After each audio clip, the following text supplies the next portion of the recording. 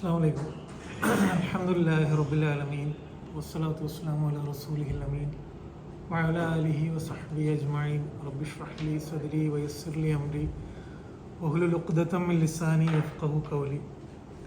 അല്ലാഹു നമ്മുടെ ഇരുത്തം നാളെ മരണപ്പെട്ടവൻ്റെ മുന്നിലെത്തുമ്പോൾ നമുക്ക് അനുകൂലമായി വിധി പറയുന്ന നിമിഷങ്ങളിൽ എഴുതി ചേർക്കുമാറാകട്ടെ. ആമീൻ. നമ്മൾ സൂറ ഹശ്റാണ് പഠിച്ചുകൊണ്ടിരിക്കുന്നത്. സൂറ ഹശ്റിൽ 17 ആയത്താണ് നമ്മൾ ഇതുവരെ പഠിച്ചത്. ഇതിലുള്ള ആയത്തുകളുടെ ഒരു വിഷയം നമ്മുടെ മനസ്സിലുണ്ടാവും. പിന്നെ പ്രധാനമായും ഈ സൂറത്തിൻ്റെ ഒരു വിഷയം എന്ന് പറയുന്നത് അള്ളാഹുവിൻ്റെ നിയന്ത്രണത്തിലാണ് ലോകത്തിലെ എല്ലാ സംഭവങ്ങളും സംഭവിക്കുന്നത് എന്നതും അതുകൊണ്ട് തന്നെ യുക്തിപരമായിട്ട് അവനനുസരിക്കലാണ് യുക്തി എന്നതാണ് ഇതുവരെ ആയത്തുകളിലൊക്കെ പറഞ്ഞു വെക്കുന്നത്. അത് കഴിഞ്ഞിട്ട് അള്ളാഹു പിന്നെ അള്ളാഹിനെ അനുസരിച്ച് ജീവിക്കുന്നവരുടെ സ്വഭാവവും അതേപോലെ തന്നെ അല്ലാത്തവരുടെ സ്വഭാവവും പിന്നെ കഴിഞ്ഞ ആയത്തുകളിൽ പറഞ്ഞു. ഇനിയുള്ള 3 ആയത്തുകളിൽ പിന്നെ എന്ന് പറഞ്ഞാൽ വിശ്വസിക്കുന്നവരുടെ സ്വഭാവങ്ങൾ പറഞ്ഞു വെച്ചു, അതേപോലെ തന്നെ അതിൻ്റെ നേർ വിപരീതമായവരുടെ സ്വഭാവം പറഞ്ഞു വെച്ചു. ഇനിയുള്ള 3 ആയത്തുകൾ ഖുർആനിലെ ഏറ്റവും സുന്ദരമായ എന്ന് പറഞ്ഞാൽ നമ്മൾ കുറേ കൂടെ ആഴത്തിൽ ആലോചിച്ച് പഠിക്കേണ്ടുന്ന ആയത്തുകളിൽ ഒന്നാണ് പിന്നെ അടുത്ത 3 ആയത്തുകൾ. ഈ 3 ആയത്തുകളും പിന്നെ അള്ളാഹു നമ്മളെ പഠിപ്പിക്കുന്ന സ്വഭാവങ്ങൾ നമുക്ക് പ്രാവർത്തികമാക്കാൻ നമ്മുടെ മനസ്സിന് ഉണ്ടാവേണ്ടുന്ന കുറേ സവിശേഷതകളുണ്ട്. അതിനെക്കുറിച്ചാണ് പറയുന്നത്. ഇൻഷാ അല്ലാഹ് ഞാനത് പറയുമ്പം നമുക്ക് മനസ്സിലാവും. 18-ാമത്തെ ആയത്ത് യാ അയ്യുഹല്ലദീന ആമനു ഇത്തഖുല്ലാഹ്. യാ അയ്യുഹല്ലദീന ആമനു എന്ന് പറഞ്ഞു കഴിഞ്ഞാൽ വിശ്വസിച്ചവരെ, ഇത്തഖുല്ലാഹ് എന്ന് പറഞ്ഞു കഴിഞ്ഞാൽ നിങ്ങൾ തഖ്വ ഉള്ളവർ ആകുക. തഖ്വ എന്ന് പറഞ്ഞാൽ എന്താണ്? തഖ്വ എന്ന് പറഞ്ഞു കഴിഞ്ഞാൽ നമ്മളെ മനസ്സിന് അള്ളാഹിൻ്റെ മാർഗത്തിൽ നമ്മൾ പിന്നെ നിൽക്കാൻ ശ്രമിക്കുമ്പം നമ്മളെ തടയുന്ന എല്ലാ ശക്തികളെയും പ്രതിരോധിക്കാനുള്ള നമ്മുടെ മനസ്സിൻ്റെ കഴിവാണ് തഖ്വ. അതുകൊണ്ടാണ് തഖ്വ അറബി പദത്തിൻ്റെ ഒരർത്ഥം പ്രതിരോധം എന്നാകുന്നത്.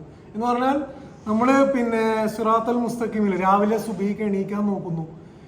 നമ്മൾ എണീക്കാൻ നോക്കുമ്പം ഒരു ഏതോ തലത്തിൽ നമ്മളെ പിടിച്ചു വെക്കുന്ന എന്തോ ഒരു ശക്തി ഉണ്ടാവും.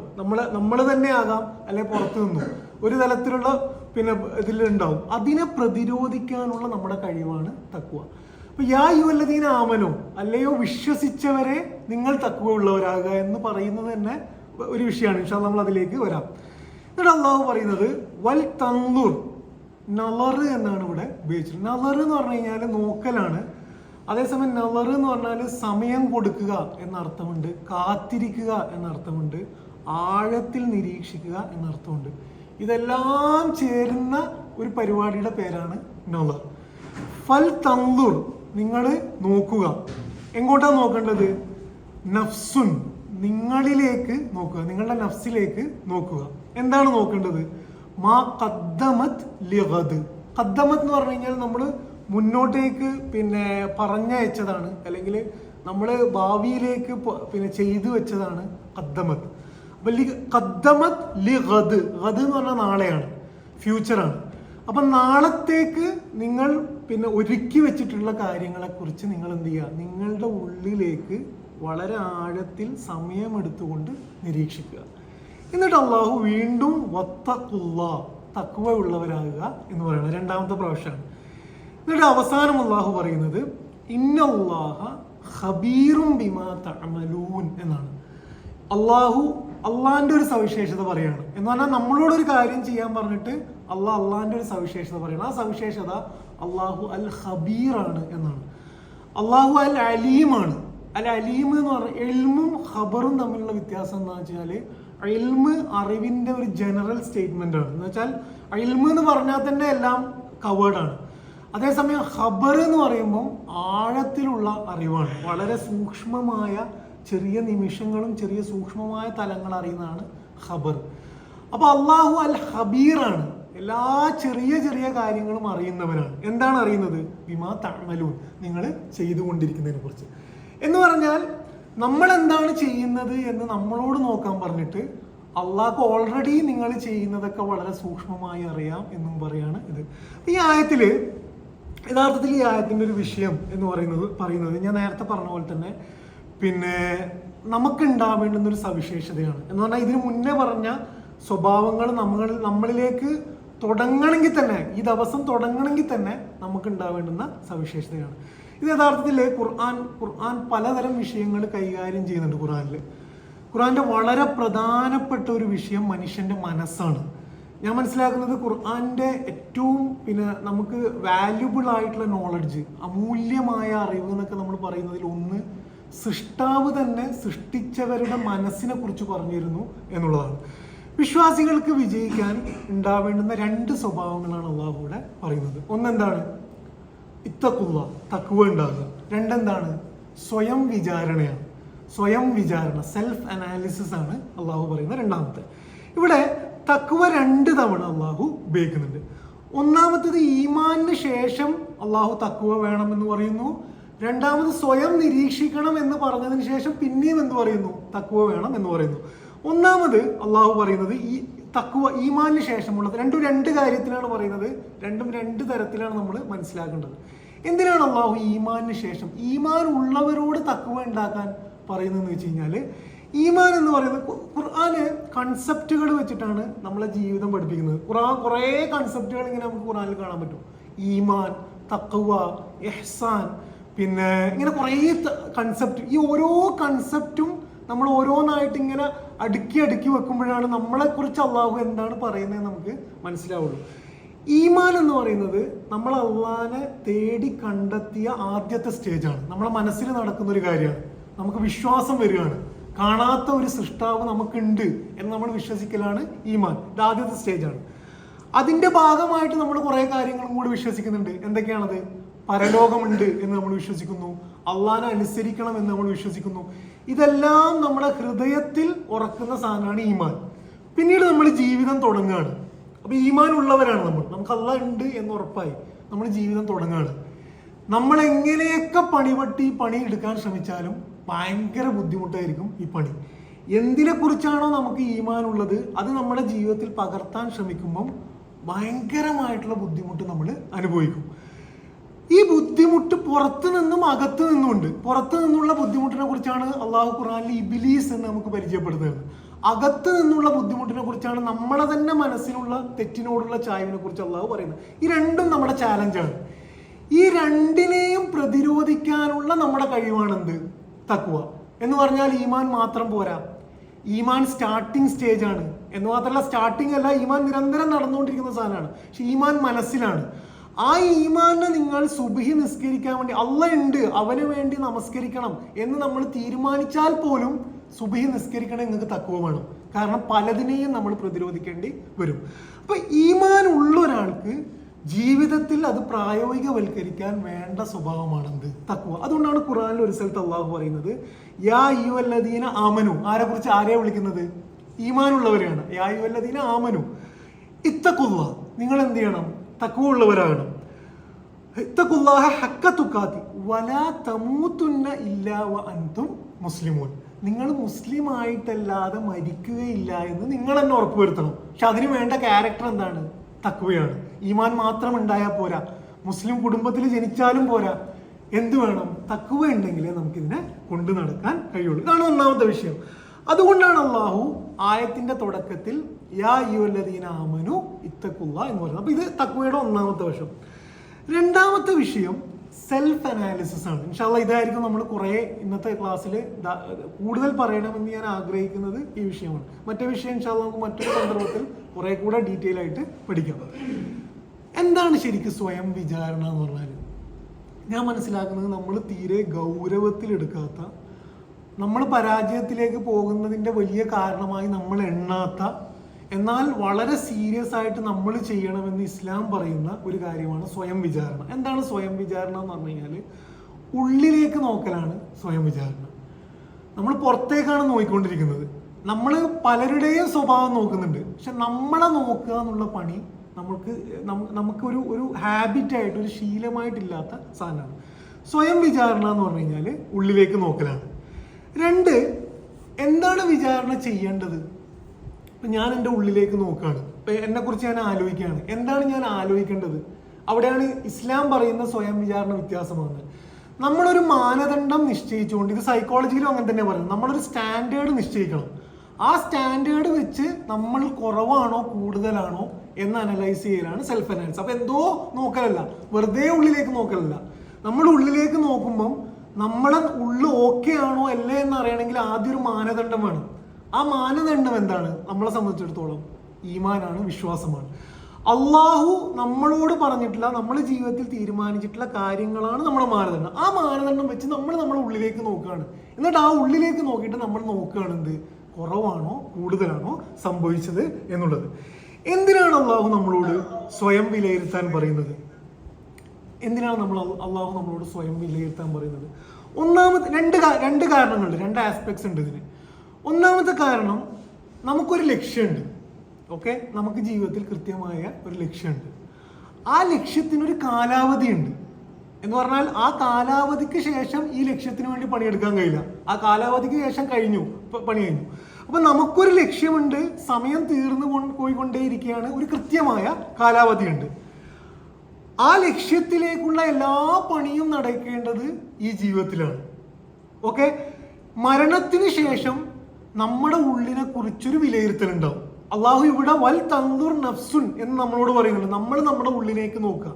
ഈ ഉള്ളിനെ കുറിച്ച് നമ്മുടെ കാലാവധി കഴിഞ്ഞാൽ എന്തുണ്ടാവും? ഒരു വിലയിരുത്തൽ അള്ളാഹു നടത്തും. ആരാണ് നടത്തുന്നത് വിലയിരുത്തൽ? ആരാണ് നടത്തുന്നത്? അൽ ഖബീറാണ് നടത്തുന്നത്. ആ വിലയിരുത്തൽ നടക്കുമ്പോൾ നമുക്ക് അവസരം ഉണ്ടാവില്ല. അപ്പൊ അള്ളാഹു പറയുന്നത് അതിന് മുന്നേ നിങ്ങൾ എന്ത് ചെയ്യുക? നിങ്ങളെ വിലയിരുത്തുക. ഇതാണ് ഒന്നാമത്തെ കാരണം. രണ്ടാമത്തെ കാരണം, അള്ളാഹു എന്തുകൊണ്ടാണ് സ്വയം വിലയിരുത്താൻ പറയുന്നത് വെച്ചാൽ, നമ്മുടെ മനസ്സിന്റെ ഒരു സവിശേഷത, നമുക്ക് നമ്മളെ അറിയാതെ പോകും.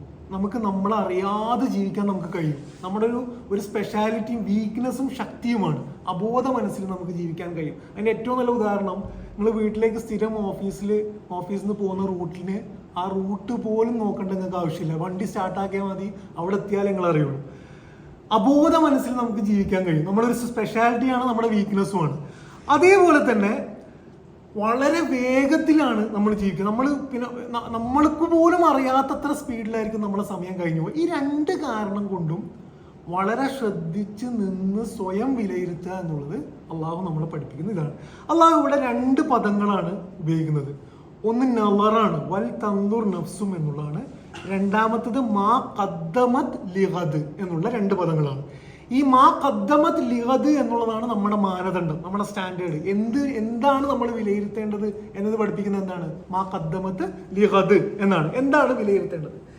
അപ്പൊ എന്ന് പറഞ്ഞാൽ നമ്മൾ ഇന്ന് നമ്മളെ വിലയിരുത്താൻ നിന്നാൽ എല്ലാത്തിനെയും പരലോകവുമായി ബന്ധിപ്പിച്ച് ആലോചിക്കണം. എന്ന് പറഞ്ഞാൽ ഇന്ന് നമ്മൾ ഏകദേശം ഒരു 10 മണിക്കൂർ ചെലവാക്കി. ഒരു ഭൗതികമായിട്ട് ഒരാൾക്ക് വിലയിരുത്തുമ്പോൾ ഈ 10 മണിക്കൂറിനെ കുറിച്ച് എങ്ങനെ വേണം വിലയിരുത്താം? നമ്മളെ സംബന്ധിച്ചിടത്തോളം ഈ 10 മണിക്കൂറിൽ എത്ര സമയം പരലോകത്തിന് ഫലം ചെയ്യുന്ന രീതിയിൽ നമുക്ക് ഉണ്ടായി എന്ന വിലയിരുത്തൽ നടത്താൻ വേണ്ടിയിട്ടാണ് മാ ഖദ്ദമത് ലിഗദൻ സ്റ്റാൻഡേർഡ് അള്ളാഹു വളരെ കൃത്യമായിട്ട് പറയുന്നത്. എന്ന് പറഞ്ഞാൽ ഇപ്പം മരിച്ചുപോയാൽ, ഇപ്പം നമ്മൾ ഈ സ്പോട്ടിൽ നമ്മൾ കഴിഞ്ഞിട്ട് അള്ളാഹിൻ്റെ മുന്നിൽ പോയി നിൽക്കുക സംഭവിക്കാവുന്നതാണ്. ഇപ്പം ഞാൻ ക്ലാസ് എടുത്തുകൊണ്ടിരിക്കുമ്പോൾ ഇത് തീരാവുന്നതാണ്. ഈ സമയം നമുക്കറിയില്ല. ഇന്ന് മരണപ്പെട്ട് കഴിഞ്ഞാൽ അള്ളാഹിൻ്റെ മുന്നിൽ പോയി നിന്ന് കഴിഞ്ഞാൽ, അല്ല ഖബീറിൻ്റെ മുന്നിൽ പോയി നിന്ന് കഴിഞ്ഞാൽ നമ്മൾ ഓക്കെ ആണോ? നമുക്ക് സ്വർഗത്തിൽ കടക്കാൻ കഴിയുമോ? നമ്മളെ ഭാണ്ഡത്തിൽ അതിന് മാത്രം സാധനങ്ങളുണ്ടോ എന്ന വിലയിരുത്തലാണ് നടക്കേണ്ടത്. നമ്മുടെ ഒരു പ്രശ്നം എന്താണെന്ന് വെച്ച് കഴിഞ്ഞാൽ, പിന്നെ നമ്മൾ സ്വന്തത്തെ ചിലപ്പോൾ എന്ത് ചെയ്യാറുണ്ട്? വിലയിരുത്താറുണ്ട്. പക്ഷെ അത് അധികവും നമ്മൾ വിലയിരുത്തുന്നത് ഭൗതികമായിട്ടാണ്. അതിന് നമ്മൾ ആക്ഷൻ എടുക്കുന്നുണ്ട്. ഇപ്പം നമ്മൾ ജോലി ചെയ്തുകൊണ്ടിരിക്കുകയാണ്, ഈ ജോലി ശരിയല്ല, കുറച്ചും കൂടി മുന്നോട്ട് പോകണം. കുറേ വിലയിരുത്തൽ നമ്മൾ നടത്തുന്നുണ്ട്. നമ്മൾ ഒരു പ്രസന്റേഷൻ നടത്തുന്നുണ്ട്, മീറ്റിംഗിൽ അറ്റൻഡ് ചെയ്യുന്നുണ്ട്, നമ്മൾ ഇന്നത് ശരിയായിട്ടില്ല. നമ്മൾ പലതരം വിലയിരുത്തൽ നമ്മളെ കൊണ്ട് നടത്തുന്നുണ്ട്. പക്ഷെ അതിൻ്റെയൊക്കെ മാനദണ്ഡം അധികവും ഭൗതികമാണ്. അതുകൊണ്ട് തന്നെ അതിൻ്റെ ആക്ഷൻ പ്ലാനും എന്തായിരിക്കും?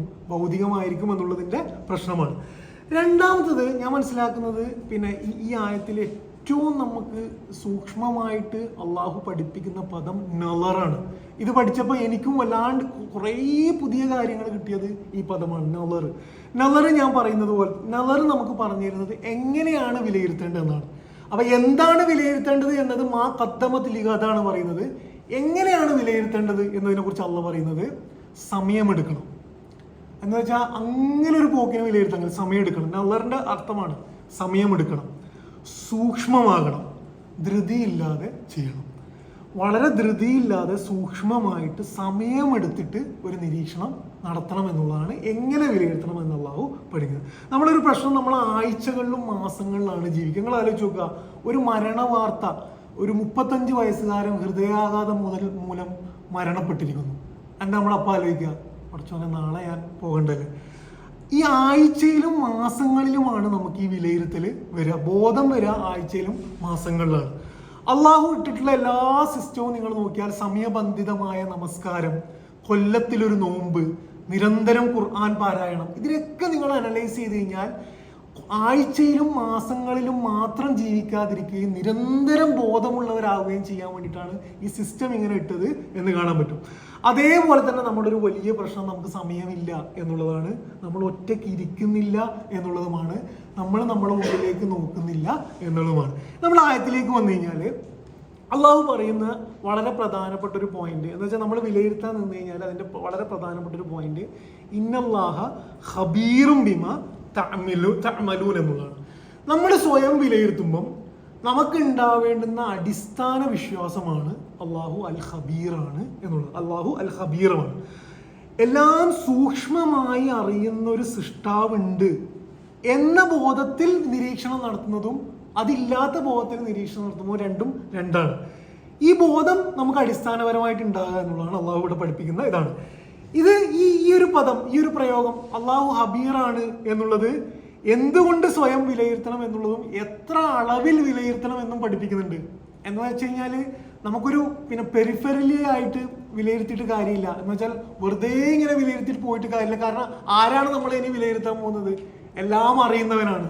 അപ്പൊ അതേ അളവിൽ എന്ത് ചെയ്യണം, നമ്മളും സ്വയം ഒരു അൽ ഖബീറിന്റെ ഒരു സവിശേഷത നമുക്കും എന്ത് ചെയ്യണം, ഉണ്ടായാലേ അതിന്റെ ഗുണം ഉണ്ടാവുള്ളൂ. അള്ളാഹു ഇതിൽ പഠിപ്പിക്കുന്ന ഒരു പാഠം എന്ന് പറയുന്നത് എല്ലാം അറിയുന്നവന്റെ, നമ്മുടെ നിശ്വാസം പോലും അറിയുന്നവന്റെ, ഈ പ്രയോഗം മലയാളത്തിൽ സിമ്പിളായിട്ട് ഒഴുക്കിൽ പറഞ്ഞു പോകാൻ കഴിയുന്ന പ്രയോഗമാണ്. പക്ഷെ ഈ പ്രയോഗത്തിന്റെ ഒരു ഗൗരവം നിങ്ങൾ ആലോചിക്കുക. നമ്മുടെ നിശ്വാസം അറിയുന്നവൻ എന്ന് പറയുന്നത് ഒരാൾക്കും കഴിയില്ല, നമുക്ക് പോലും അതിൻ്റെ ഒരു കൗണ്ട് ഉണ്ടാവില്ല. നമ്മുടെ നിശ്വാസം പോലും അറിയുന്നവന്റെ മുന്നിലാണ് പോയി നിൽക്കേണ്ടത് എന്നത് എത്ര ഗൗരവമായിരിക്കും. അപ്പം നമ്മൾ വിചാരണ നടത്തുമ്പം എന്തായിരിക്കും? അള്ളാഹു സൂറ കഹഫിൽ പറയുന്നത് 16-ാമത്തെ ആയത്തില് ഈ ആയത്ത് ശ്രദ്ധിച്ചു, വലഖദ് ഖലഖ്നൽ ഇൻസാന, ഞാനാണ് മനുഷ്യനെ സൃഷ്ടിച്ചത്, വനഅലമു മാ തുസ്വിസു ബിഹി നഫ്സു. വസ്വസ എന്ന് പറഞ്ഞാൽ വിസ്പറാണ്, മർമ്മരങ്ങളാണ്. എന്ന് പറഞ്ഞാൽ നമ്മൾ സംസാരിക്കുന്നത് അറിയാമെന്നല്ല അള്ളാഹു പറയുന്നത്, നമ്മൾ നോക്കുന്നത് അറിയാം എന്നല്ല അള്ളാഹു പറയുന്നത്. നമ്മുടെ ഹൃദയത്തിന്റെ ഉള്ളിലെ മർമ്മരങ്ങൾ അള്ളാഹ്ക്ക് അറിയാം, വിസ്പേഴ്സ് അള്ളാഹ്ക്ക് അറിയാം എന്ന് പറഞ്ഞു കഴിഞ്ഞാൽ പിന്നെ നമ്മൾ എങ്ങനെ വിലയിരുത്തണമെന്ന് നമ്മൾ തന്നെ ആലോചിച്ച് നോക്കാം.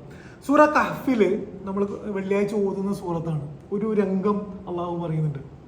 എന്ന് പറഞ്ഞാൽ മഹ്ശറയിൽ പരലോകത്ത് നമ്മൾ എത്തിക്കഴിഞ്ഞിട്ടുള്ള ഒരു രംഗമാണ്. ആ രംഗത്തില് വഉലിയൽ കിതാബ്, നമ്മുടെ മുന്നിൽ നമ്മുടെ ഈ അമലിന്റെ ഒക്കെ എല്ലാ കിതാബും തുറന്നു വെക്കും. ഫതറൽ മുജ്രിമീന മുഷ്ഫിഖീന മിമ്മാ ഫീഹി, നമ്മൾ എന്ത് ചെയ്യും, അല്ലെങ്കിൽ കുറ്റവാളികൾ അതിലുള്ളത് കാണും. എന്ന് വെച്ചാൽ നമ്മുടെ മുന്നിൽ ഒരു ഗ്രന്ഥം ഇങ്ങനെ തുറന്നു വെച്ചിട്ട് നമ്മൾ അതിലുള്ളത് കാണും. വയഖൂലൂന യാ വൈലത്തന, ഇത് ആകെ ബേജാറോ, യഖൂലൂന യാ വൈലത്തന മാലി ഹാദൽ കിതാബ്, രംഗാട്ട ചിത്രീകരിച്ച് കാണിക്കാണ്. മാലി ഹാദൽ കിതാബ്, ഇത് എന്ത് കിതാബാണ്? ലാ യുഗാദിറു സഗീറത്തൻ വലാ കബീറത്തൻ, ചെറുതും വലുതായിട്ട് ഒന്നും മിസ്സായിട്ടില്ലല്ലോ ഈ കിതാബിൽ എന്ന് പറയുമ്പം നമുക്ക് നമ്മളെ തന്നെ ആലോചിച്ച് നോക്കുക. നമ്മുടെ ചെറുതും വലുതുമായത് രേഖപ്പെടുത്തി കഴിഞ്ഞാൽ എന്തായിരിക്കും അവസ്ഥ? നമ്മുടെ ചെറുതും വലുതുമായത് രേഖപ്പെടുത്തി കഴിഞ്ഞാൽ എന്തായിരിക്കും അവസ്ഥ എന്ന് നമ്മൾ ആലോചിച്ച് നോക്കാം. പിന്നെ ഒരു പണ്ഡിതനോട് ഒരാൾ ചോദിച്ചു, എങ്ങനെയാണ് എനിക്ക് എൻ്റെ നോട്ടങ്ങളെ നിയന്ത്രിക്കാൻ കഴിയുക? സ്വാഭാവികമായ ചോദ്യമാണ്, നമുക്കുള്ള ചോദ്യമാണ്, എങ്ങനെയാണ് നോട്ടങ്ങളെ നിയന്ത്രിക്കാൻ കഴിയുക? മറുപടി, നിന്നെ കാണുന്നവന്റെ കാഴ്ച നിന്റെ കാഴ്ചയേക്കാൾ കൂടുതലാണെന്ന അറിവ് നിനക്കുണ്ടായാൽ നിന്റെ നോട്ടം നിന്നെ കാണുന്നവന്റെ കാഴ്ച നിന്റെ കാഴ്ചയേക്കാൾ കൂടുതലാണ് എന്ന അറിവ് നമുക്ക് ക്ലിയർ ആയി കഴിഞ്ഞാൽ എന്ത് ചെയ്യും? നമ്മുടെ നോട്ടം സ്വാഭാവികമായിട്ടും എന്ത് ചെയ്യും? ഇതാകും. അതേപോലെ പിന്നെ മുഹാസിബി എന്ന് ഇസ്ലാമിക ഒരു പണ്ഡിതൻ, മുഹാസിബി തിയോളജിന് ഫിലോസഫറാണ് മുഹാസിബി. അദ്ദേഹത്തിനോട് സ്വയം വിചാരണയെ കുറിച്ച് ഒരാൾ ചോദിച്ചപ്പം അദ്ദേഹം പറഞ്ഞത്, അത് ആരംഭിക്കുന്നത്, ശ്രദ്ധിക്കട്ടോ, അത് ആരംഭിക്കുന്നത്, സ്വയം വിചാരണ എന്ന പ്രോസസ്സ് ആരംഭിക്കുന്നത് അള്ളാഹു തന്നോട് എത്രത്തോളം അടുത്താണെന്ന ഹൃദയത്തിന്റെ അറിവിൽ നിന്നാണ് എന്നാണ്. എന്നോട് എത്രത്തോളം അടുത്താണെന്ന അറിവ് എത്രത്തോളം സ്ട്രോങ് ആവുന്നോ അത്രത്തോളം നമ്മുടെ സ്വയം വിചാരണ നമ്മൾ നടത്തിക്കൊണ്ടേ ഇരിക്കും എന്നുള്ളതാണ്. അപ്പൊ അള്ളാഹു അൽ ഹബീർ ആണ് എന്നത് തന്നെ ഈ ആയത്തിൽ നിന്ന് വലിയ പാഠമാണ്. അള്ളാഹു അൽ ഹബീർ അല്ല എന്ന് വെച്ചാൽ അള്ളാഹു എന്ന അൽ ഹബീർ എന്ന വിശ്വാസമേ ഇല്ലാത്ത ഒരാളെ സംബന്ധിച്ചിടത്തോളം അകം പ്രശ്നമാവില്ല, അകം അവന്റെ ഉത്തരവാദിത്തമാവില്ല. ഒരു സദസ്സിന്റെ മുന്നിൽ ഒന്ന് ഷോ ഓഫ് ഒക്കെ ചെയ്ത് ഒരു ദിവസത്തെ ജീവിതത്തിൽ പരമാവധി ഒന്ന് നേട്ടങ്ങളൊക്കെ നേടിയിട്ട് ജീവിച്ചാൽ മതി. എങ്ങനെയായാലും കുഴപ്പമില്ല, രഹസ്യങ്ങൾ എങ്ങനെയായാലും കുഴപ്പമില്ല, ഉത്തരവാദിത്തം ഉണ്ടാവില്ല. അള്ളാഹു അൽ ഹബീർ ആണെന്ന അറിവുള്ളവന്റെ ജീവിതം അങ്ങനെ ആയിരിക്കും, ടോട്ടലി ഡിഫറെന്റ് ആയിരിക്കും, ടോട്ടലി ഡിഫറെന്റ് പേഴ്സ്പെക്റ്റീവ് ആയിരിക്കും. ഉള്ളിന്റെ ഉത്തരവാദിത്തം കൂടി എന്ത് ചെയ്യും, നീയത്തിന്റെ ഉത്തരവാദിത്തം കൂടി അവന് വരും. ഇതാണ് ഈ വിഷയം. ഇനി നമ്മൾ ആയത്തിലേക്ക് വന്നു കഴിഞ്ഞാൽ ഈ ആയത്തിൽ പ്രയോഗിക്കുന്ന രണ്ടാമത്തെ പ്രാവശ്യം അള്ളാഹു തഖ്വ പ്രയോഗിക്കുന്നു. അപ്പൊ തഖ്വ എന്താണ്? നമ്മളെ തെറ്റിലേക്ക് പ്രലോഭിപ്പിക്കുന്ന എല്ലാത്തിനെയും തടുക്കലാണ് തഖ്വ. ആ തഖ്വയെ അള്ളാഹു സ്വയം വിലയിരുത്തുന്നതിന്റെ കൂടെ ഒന്നും കൂടി പറയുന്നു. എന്ന് പറഞ്ഞാൽ എന്താണ്? സ്വയം വിലയിരുത്തണമെങ്കിൽ തഖ്വ വേണം എന്ന് വെച്ചാൽ നമുക്ക് സ്വയം വിലയിരുത്താനുള്ള ഒരു മിനിമം ക്വാളിറ്റി വേണമെങ്കിൽ നമുക്ക് തഖ്വ വേണം. കാരണം ധാരാളം ബ്ലോക്കിംഗ് പോയിന്റ്സ് സ്വയം വിലയിരുത്തുമ്പോൾ നമ്മുടെ മുന്നിൽ വരും. ധാരാളം ഒരു സത്യസന്ധമായ സ്വയം വിലയിരുത്തൽ നമ്മളെ നടത്തിക്കാതിരിക്കാൻ ധാരാളം ബ്ലോക്ക് നമ്മുടെ മുന്നിൽ വരും. അതുകൊണ്ടാണ് അള്ളാഹു സുന്ദരമായി ഖുർആൻ, നിങ്ങൾ ആലോചിച്ച് നോക്കുക, ആകെ 8-9 വാക്കുകളെ ഒരൊറ്റ ആയത്തിലുള്ളൂ. ആ ആയത്തിൽ മനുഷ്യ മനസ്സിന്റെ എല്ലാ പ്രത്യേകതയും അള്ളാഹു സമഗ്രമായിട്ട് പറയുന്നുണ്ട്. അള്ളാഹു എന്താ പറയുന്നത്? എന്തിനാണ് തഖ്വ എന്ന് വെച്ച് കഴിഞ്ഞാൽ കുറേ പ്രശ്നങ്ങളുണ്ട്. എന്തൊക്കെയാണ് പ്രശ്നം എന്ന് പോയി കഴിഞ്ഞാൽ ഈ പ്രശ്നങ്ങളെ കുറിച്ച് നമ്മൾ അനലൈസ് ചെയ്യുമ്പോൾ കുറേ നിങ്ങൾക്ക് സൈക്കോളജിയിൽ തന്നെ നോക്കാൻ പറ്റും. സെൽഫ് അനാലിസിസ്, പ്രോബ്ലംസ് വിത്ത് സെൽഫ് അനാലിസിസ് എന്നൊക്കെ നിങ്ങൾ അന്വേഷിച്ച് കഴിഞ്ഞാൽ കുറേ സാധനങ്ങൾ കണ്ടെത്താൻ പറ്റും. ഇസ്ലാമികമായിട്ടും കുറേ ഞാൻ അത് രണ്ടും മിക്സ് ചെയ്തിട്ട് കുറച്ച് കാര്യങ്ങൾ പറയാം. നമ്മൾ സ്വയം വിലയിരുത്താൻ നിന്ന് കഴിഞ്ഞാൽ എന്തൊക്കെയാണ് നമ്മൾ അനുഭവിക്കാൻ പോകുന്ന പ്രശ്നങ്ങൾ. ഒന്നാമത്തെ പ്രശ്നം, ഏറ്റവും സീരിയസ് പ്രശ്നം, സ്വയം അറിയാമെന്ന് നമ്മൾ തന്നെ തെറ്റിദ്ധരിക്കുന്നുണ്ട് എന്നുള്ളതാണ്. ഇത് ഏറ്റവും വലിയ പ്രശ്നമാണ്. ഒരു ഫിലോസഫർ പറയുന്നത്, ഒരു കാര്യം നമ്മൾ അറിയാമെന്ന് വിചാരിച്ചു കഴിഞ്ഞാൽ പിന്നെ ആ കാര്യം ഒരിക്കലും നമുക്ക് പഠിക്കാൻ കഴിയില്ല. ഒരു കാര്യം നമ്മൾ അറിയാമെന്ന് വിചാരിച്ചു കഴിഞ്ഞാൽ പിന്നെ ആ കാര്യം നമുക്ക് പഠിക്കാൻ കഴിയില്ല. ഒരു കാര്യത്തിനെ കുറിച്ച് കൂടുതൽ അറിയണമെന്ന് എവിടെയോ എന്തോ എനിക്കൊരു കുറവുണ്ട് എന്നുള്ളിടത്തെ പുതിയ അന്വേഷണങ്ങൾ നടക്കുള്ളൂ. സ്വയം അറിയാമെന്ന തെറ്റിദ്ധാരണ നമുക്ക് ഭയങ്കരമുണ്ട്. നമ്മളെ കുറിച്ച് തന്നെ നമുക്കൊരു വല്ലാത്തൊരു ഓവർ കോൺഫിഡൻസ് ഉണ്ട്. ഇതിന്റെ പ്രശ്നം എന്ന് വെച്ചാൽ നിങ്ങൾ സൈക്കോളജിയിൽ തന്നെ നോക്കിക്കഴിഞ്ഞാൽ നമ്മൾ ആരാണ് എന്നുള്ളത് നമുക്കറിയില്ല എന്ന് കാണാം. നമ്മൾ ആരാണെന്ന് നമ്മൾ അനുഭവിക്കുന്നത് നമ്മുടെ പ്രതികരണങ്ങളിലൂടെയാണ്. നമ്മൾ എന്തിനാണ് പ്രതികരിക്കുന്നത്? ഇപ്പം നിങ്ങൾ എന്നോട് ദേഷ്യം പിടിച്ചു കഴിഞ്ഞാൽ ഞാൻ പെട്ടെന്നൊരു പ്രതികരണം പ്രതികരിക്കും. അപ്പം ഞാൻ വിചാരിക്കുന്നത് ഞാൻ ഇതാണ് എന്നുള്ളതാണ്. അന്നേരം വരുന്ന ഓരോ സിറ്റുവേഷനും പ്രതികരിച്ചു കൊണ്ടിരിക്കുന്ന ആളാണ് ഞാൻ. കുറേ വൈകാരികമാണ്, വിശക്കുമ്പോൾ തിന്നുന്നു, അതേപോലെ തന്നെ അങ്ങനെ കുറേ കാര്യങ്ങൾ. നമ്മൾ എന്റർടൈൻമെന്റ് വേണമെന്ന് പറയുമ്പോൾ പല സ്ഥലത്തും പോകുന്നു. ഇതൊക്കെ കൂട്ടിയിട്ട് നമ്മൾ വിചാരിക്കുകയാണെന്ത്, ഇത് ഞാനാണ് എന്നുള്ളത്. ഇത് നമ്മളല്ല. നമ്മളെ ഉള്ളിൽ നമ്മൾ അറിയണം, നമ്മൾ ആരാണ് എന്നറിയണം. നമ്മളെ ഉള്ളിൽ നമ്മൾ തന്നെ നോക്കിക്കഴിഞ്ഞാൽ നമുക്ക് അത്ഭുതപ്പെടുന്ന കുറേ ആൾക്കാരെ നമുക്കുള്ളിൽ കണ്ടെത്താൻ കഴിയും. അപ്പൊ നമ്മൾ ആരാണ് എന്ന് അറിയണം. സൂറ യൂനസിൽ ഈ നവർ എന്നുള്ള അതേ പ്രയോഗം പ്രയോഗിച്ചുകൊണ്ട് സൂറ യൂനസിൽ 43-ാമത്തെ ആയത്തില് പ്രവാചകനോട് പറയാണ്, അവരിൽ ചില ആൾക്കാർ നിന്നിലേക്ക് നോക്കുന്നുണ്ട് എന്ന് വെച്ചാൽ പ്രവാചകൻ ഒരു കാര്യം പറഞ്ഞുകൊണ്ടിരിക്കുമ്പോൾ നിന്നിലേക്ക് ഇങ്ങനെ നോക്കുന്നുണ്ട്. ഇപ്പൊ ഞാൻ ക്ലാസ് എടുക്കുമ്പോൾ നിങ്ങൾ എല്ലാവരും എന്നെ നോക്കിക്കൊണ്ടിരിക്കുകയാണ്, നിന്നിലേക്ക് ഇങ്ങനെ നോക്കുന്നുണ്ട്. അഫ അൻത തഹ്ദിൽ ഉമിയ എന്നാണ് പറയുന്നത്. അന്ധനായ ഒരാളെ നിനക്ക് എങ്ങനെയാണ് വഴികാട്ടാൻ കഴിയുക? അന്ധത എന്ന് പറഞ്ഞാൽ ഇവിടെ എന്താണ്? നോക്കുന്നുണ്ട് പക്ഷെ കാണുന്നില്ല, എന്തോ ആണ് നോക്കുന്നത്. അവർ നോക്കിയിട്ടും കാഴ്ച കാണാതെ അന്ധനായ ഒരാളെ നിനക്ക് എങ്ങനെയാണ് വഴി കാട്ടാൻ കഴിയുക എന്നുള്ളതാണ് പറയുന്നത്. എന്ന് പറഞ്ഞാൽ ഇതിന്റെ ഒരു ഉദാഹരണം ഇമാം ഗസാലി വളരെ സുന്ദരമായിട്ട് ഇതിന്റെ ഉദാഹരണം പറയുന്നുണ്ട്. നമ്മുടെ ആത്മാവിനെ കുറിച്ച്. നിങ്ങളൊരു ആഴമുള്ള കിണറിനെ കുറിച്ച് ആലോചിക്കുക. കുറേ നാളായിട്ട് ഉപയോഗിക്കാത്ത ആഴമുള്ളൊരു കിണർ. അപ്പൊ എന്താ സംഭവിക്കുക? അതിന്റെ മുകളിൽ കുറേ പൂടയും കുറേ പൂപ്പലും ഇങ്ങനത്തെ കുറേ സാധനങ്ങൾ ഉണ്ടാവും.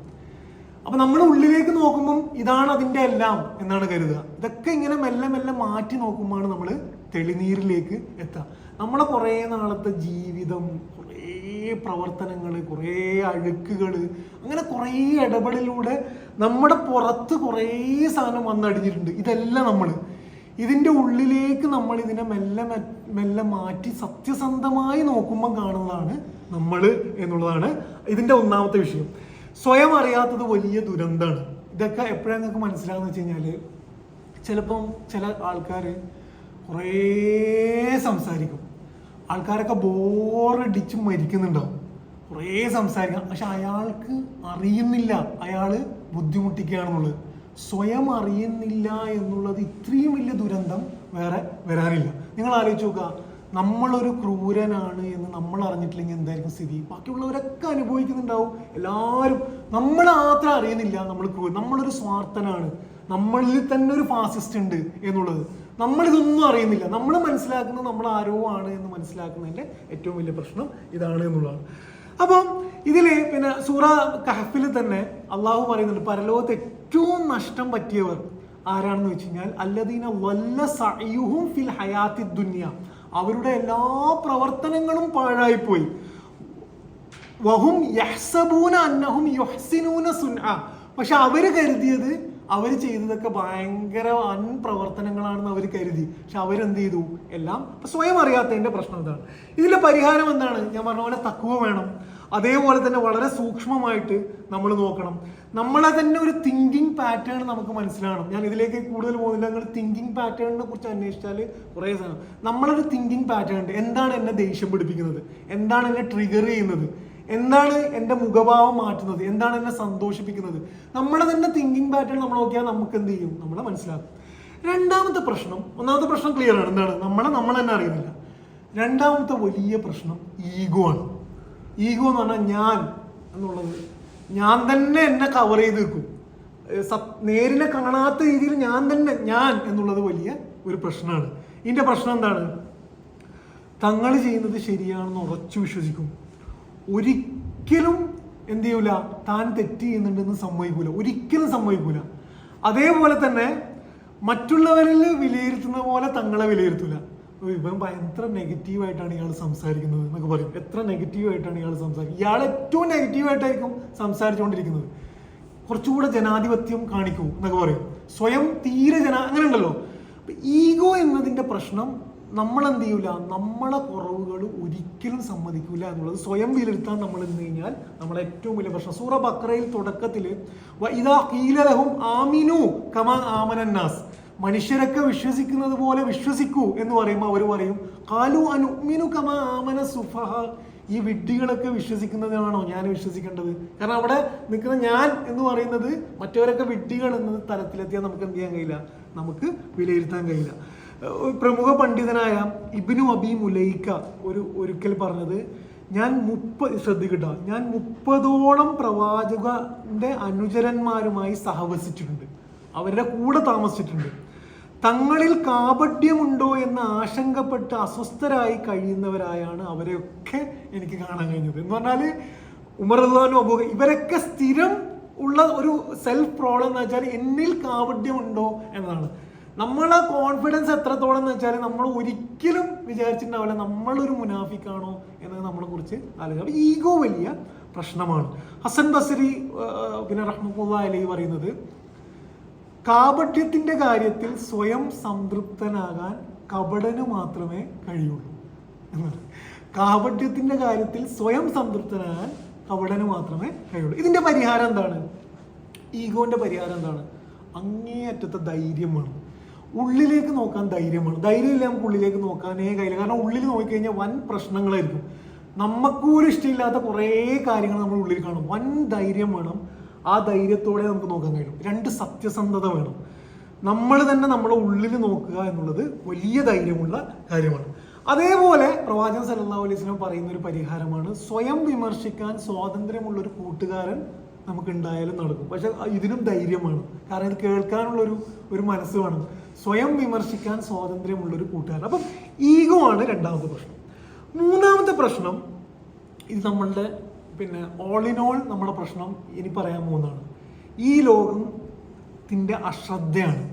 സ്വയം വിചാരണക്ക് ഞാൻ നേരത്തെ പറഞ്ഞ പോലെ നളർ എന്ന് പറയുന്നത് സമയം വേണം, ഫ്രീ സ്പേസ് വേണം, മനസ്സിന് ഒന്ന് ഒറ്റയ്ക്ക് ഇരിക്കാനുള്ള കഴിവ് വേണം. ഇന്നത്തെ ലോകത്തിൻ്റെ ഏറ്റവും വലിയ പ്രശ്നം നമ്മൾ കംപ്ലീറ്റ്ലി എൻഗേജ്ഡ് ആണ് എന്നുള്ളതാണ്. കംപ്ലീറ്റ്ലി എൻഗേജ്ഡ് ഫിസിക്കലി മാത്രമല്ല മെന്റലി എൻഗേജ്ഡ് ആണ്. നമുക്കൊന്നും ഉള്ളിലേക്ക് നോക്കാൻ സമയം തരാത്തത്ര ചിന്തകൾ നമ്മൾ നിരന്തരം ലോഡഡ് ആണ്. നമ്മൾ രാവിലെ എണീറ്റ മുതൽ നമ്മൾ ഓരോ സോഷ്യൽ മീഡിയ മുതൽ ലോഡാണ്. നളറ് നടക്കണമെങ്കിൽ ഒറ്റയ്ക്കിരിക്കണം, നളറ് നടക്കണമെങ്കിൽ ചിന്തകളൊന്ന് ഫ്രീ ആക്കണം. ഇതിനുള്ള ഏറ്റവും അമൂല്യമായ സമയങ്ങളാണ് നമസ്കാരം എന്ന് പറയുന്നത്. നമസ്കാരത്തിന് ശേഷമുള്ള സമയം എന്ന് പറയുന്നത്, സുബഹിക്കൊക്കെ ശേഷമുള്ള സമയം, ഏറ്റവും ഉറങ്ങാൻ കിടക്കുന്നതിന് മുന്നേയുള്ള സമയമൊക്കെ ഏറ്റവും അമൂല്യമായ സമയമാണ്. പക്ഷെ കുറച്ച് സ്പേസ് കൊടുത്താലേ എന്ത് ചെയ്യാൻ കഴിയുള്ളൂ, നമുക്കത് ചെയ്യാൻ കഴിയുകയുള്ളൂ എന്ന് കാണാൻ പറ്റും. ഇതാണ് മൂന്നാമത്തെ പ്രശ്നം. അപ്പൊ ഈ ലോകത്തിന്റെ അശ്രദ്ധയാണ് നമുക്കത്. നാലാമത്തെ പ്രശ്നം വിക്ടിം മെന്റാലിറ്റിയാണ്. ഇത് സൈക്കോളജി പറയുന്ന ഒരു സാധനമാണ്. വിക്ടിം മെന്റാലിറ്റി എന്ന് പറഞ്ഞാൽ താൻ എപ്പോഴും ഇരയാണ് എന്ന് തോന്നൽ. അപ്പൊ അതിന്റെ പ്രശ്നം എന്താ? ഞാൻ ചെയ്യുന്ന ഒന്നും ഞാൻ കാരണമല്ല, ആരൊക്കെയോ ചെയ്തത് കൊണ്ട് എനിക്ക് സംഭവം. അപ്പൊ പിന്നെ സ്വയം വിലയിരുത്തുന്ന പരിപാടി അവിടെ നടക്കുകയില്ല. കാരണം എന്ന് വെച്ചാല് നമ്മളെ സംബന്ധിച്ചിടത്തോളം എല്ലാം എന്താണ്, ആരൊക്കെയോ പ്രശ്നം കാരണം നമ്മളിൽ സംഭവിക്കുന്നതാണ് എന്ന് ചിന്തിച്ചു കഴിഞ്ഞാൽ നമുക്ക് സ്വയം വിലയിരുത്താനേ കഴിയുകയില്ല എന്നുള്ളതാണ്. ഇയാളുടെ ഏറ്റവും വലിയ പ്രശ്നം മറ്റുള്ളവരുടെ പ്രശ്നങ്ങൾ മാത്രമേ കാണുള്ളൂ. നമുക്ക് ഏറ്റവും ഇൻട്രസ്റ്റിംഗ് ആയിട്ടുള്ളൊരു എഡ്യൂക്കേഷൻ ഫീൽഡ് മറ്റുള്ളവരുടെ കുറ്റം അന്വേഷിക്കുക എന്നുള്ളത് വളരെ ഇൻട്രസ്റ്റിംഗ് ആണ്. നമുക്ക് ഭയങ്കര എക്സ്പേർട്സ് ആണ് നമ്മൾ. അതിന്റെ പ്രശ്നം എന്താണ്? നമ്മൾക്ക് ഇത് ഉള്ളിലേക്ക് നോക്കാൻ കഴിയാത്തത് കൊണ്ടാണ് എന്നുള്ളതാണ്. ഇനി നിങ്ങൾ പിന്നെ ആലോചിച്ച് നോക്കാം, ഖുർആനിലെ കപട വിശ്വാസികളെ കുറിച്ച് പറയുന്ന ആയത്തുകൾ ഓതുമ്പോൾ എപ്പോഴെങ്കിലും നമ്മളിലാണ് ഈ കപടത എന്ന് നമ്മൾ ആലോചിച്ചിട്ടുണ്ടോ? ഖുർആനിലെ കുഫറിനെ കുറിച്ചുള്ള ആയത്തുകൾ ഓതുമ്പോൾ നമ്മളെപ്പോഴെങ്കിലും ഈ കുഫറുണ്ടോ എന്ന് നമ്മൾ ആലോചിച്ചിട്ടുണ്ടോ? ഖുർആനിലെ മുശ്രിക്കുകളെ കുറിച്ചുള്ള ആയത്ത് ഓതുമ്പോൾ നമ്മളിൽ എപ്പോഴെങ്കിലും ഈ ഷിർക്കുണ്ടോ എന്ന് നമ്മൾ ആലോചിച്ചിട്ടുണ്ടോ? ഇത് ആലോചിക്കാതെ നമ്മൾ ഖുർആൻ ഓതാൻ നിന്നാൽ നമുക്കതൊരു ഉപകാരവും ചെയ്യില്ല. ഇരവാദം എന്നുള്ളത് വലിയ പ്രശ്നമാണ്. ഇരവാദമല്ല, ഇരവാദം എന്ന് ഉപയോഗിക്കുമ്പോൾ അതിന് കുറെ പൊളിറ്റിക്കൽ പ്രശ്നങ്ങളുണ്ട്. വിക്ടിം മെന്റാലിറ്റിയാണ്. ഖുർആനില് മഹ്ശറയില് ഒരു വിഭാഗം ആൾക്കാരെ അള്ളാഹു വിമർശിക്കുന്നുണ്ട്, എന്ന് വെച്ചാൽ ചിത്രീകരിച്ച് കാണിക്കുന്നുണ്ട്. ഒരു വിഭാഗം ആൾക്കാരെ വന്നിട്ട് അവരെന്തുകൊണ്ട് വിശ്വസിച്ചില്ല എന്ന് അവരോട് ചോദിക്കുമ്പോൾ അവർ പറയും, നമ്മുടെ നേതാക്കന്മാര് എന്ത് ചെയ്തു, നമ്മളെ ആകെ നിർബന്ധിച്ചു എന്ന് പറയും, നമ്മൾ അടിച്ചമർത്തപ്പെട്ടവരായിരുന്നു എന്ന് പറയും. അപ്പൊ അള്ളാഹു ചോദിക്കും, നിങ്ങൾക്ക് ഭൂമിയിൽ വേറെ സ്ഥലങ്ങളൊന്നും ഉണ്ടായിരുന്നില്ലേ എന്ന് വെച്ചാൽ അവരെയാണ് അള്ളാഹു വിമർശിക്കുന്നത്. ഏതോ നേതാവിന്റെ കേട്ടിട്ട് കണ്ണുമടച്ച് പോയിട്ട് അള്ളാഹിന്റെ അടുത്ത് പോകുന്നതിനെ കുറിച്ചല്ല പറയുന്നത്. അപ്പൊ സ്വയം വിചാരണയുടെ നാലാമത്തെ പ്രശ്നം എന്താണ്? വിക്ടിം മെന്റാലിറ്റിയാണ്. അഞ്ചാമത്തെ പ്രശ്നം സോഷ്യൽ പ്രഷറാണ്, സാമൂഹികമായ പിന്നെന്താണ് പ്രഷറാണ്. സാമൂഹിക പ്രശ്നം എന്താ വെച്ച് കഴിഞ്ഞാല് നമ്മളെ അനലൈസ് ചെയ്യുന്നത് പുറത്ത് മറ്റുള്ളവരെ കുറിച്ച് നമ്മളെ ക്യാരക്ടർ എങ്ങനെ തൃപ്തിപ്പെടുത്തുന്നതാക്കാം എന്ന് ധരിച്ചു. എന്ന് വെച്ചാൽ നമ്മുടെ എല്ലാ അനാലിസിസിന്റെയും മാനദണ്ഡം മറ്റുള്ളവരാണ്. ഒരു സൊസൈറ്റിയിൽ നമുക്ക് എങ്ങനെ ജീവിക്കാം എന്നുള്ളത് ആകുമ്പോൾ നമുക്ക് എന്ത് ചെയ്യാൻ കഴിയില്ല, സത്യസന്ധമായിട്ട് നമ്മളെ അനലൈസ് ചെയ്യാൻ കഴിയുകയില്ല എന്നുള്ളതാണ്. ഇതിന്റെ സൊല്യൂഷനും വളരെ സിമ്പിളാണ്. എന്താണ് ഇതിന്റെ സൊല്യൂഷൻ? അള്ളാഹുവിനെ മറ്റുള്ളവരെക്കാൾ പേടിക്കുക. അള്ളാഹ് എന്ന അൽ ഹബീർ, ഉള്ളു നോക്കുന്ന അൽ ഹബീറാണ് മറ്റുള്ളവരുടെ നോട്ടത്തേക്കാൾ വലുത് എന്ന് നമ്മൾ മനസ്സിലാക്കുക എന്നുള്ളതാണ് ഇതിന്റെ സൊല്യൂഷൻ. ആറാമത്തെ പ്രശ്നം, ഇത് നമുക്ക് ധാരാളമായുള്ള പ്രശ്നമാണ്. കംഫേർട്ട് സോണാണ് നമ്മുടെ പ്രശ്നം. കംഫേർട്ട് സോണിന് ഭയങ്കര സുഖമുള്ള അവസ്ഥയാണ്. കംഫേർട്ട് സോണിന്റെ പിന്നെ ഒരു സുഖം എന്ന് വെച്ച് കഴിഞ്ഞാൽ മാറാൻ തോന്നൂല, കാരണം അത്ര സുഖമാണ്. അപ്പൊ ഉള്ളിൽ നോക്കാൻ കഴിയില്ല, കാരണം ഉള്ളിൽ നോക്കിയാൽ മാറേണ്ടി വരും. ഉള്ളിൽ നോക്കിയാൽ ഇത് തെറ്റാണ് എന്നറിയും. അപ്പൊ എന്ത് ചെയ്യും?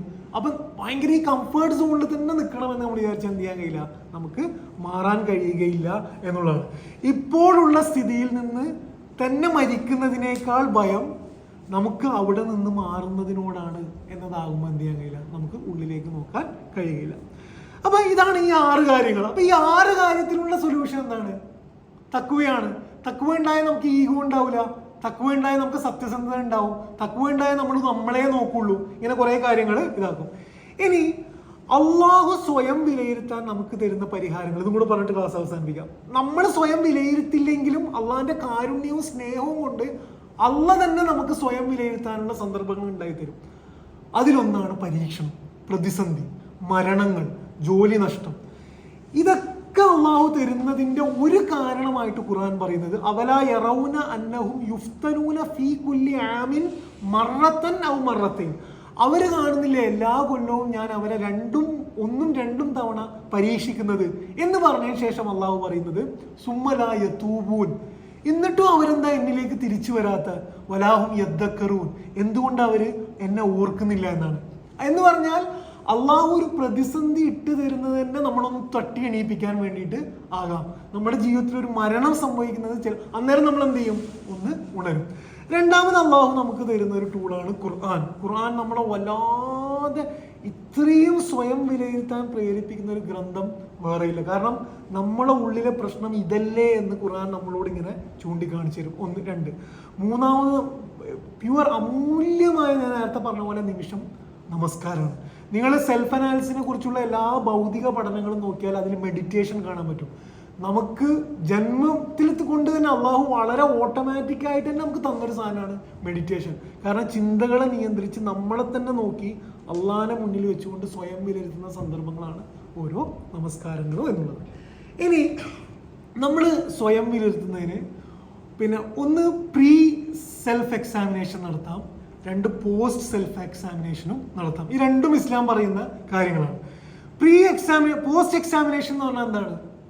പോസ്റ്റ് എക്സാമിനേഷൻ നമ്മളൊരു പ്രവർത്തനം ചെയ്തു. ആ പ്രവർത്തനം എങ്ങനെയായിരുന്നു എന്ന് നമ്മൾ വിലയിരുത്തണം. ഇത് നിർബന്ധമായും ചെയ്യേണ്ട കാര്യമാണ്. നമ്മളൊരു പ്രവർത്തനം ചെയ്യും. നിങ്ങൾ നമസ്കരിച്ച് കഴിഞ്ഞാൽ ആദ്യം പറയേണ്ടത് എന്താണ്? നമസ്കാരം കഴിഞ്ഞ ഉടനെ അസ്തഗ്ഫിറുല്ലാഹ് എന്നാണ് പറയേണ്ടത്. അതൊരു തരത്തിലുള്ള സെൽഫ് അനാലിസിസ് ആണ്.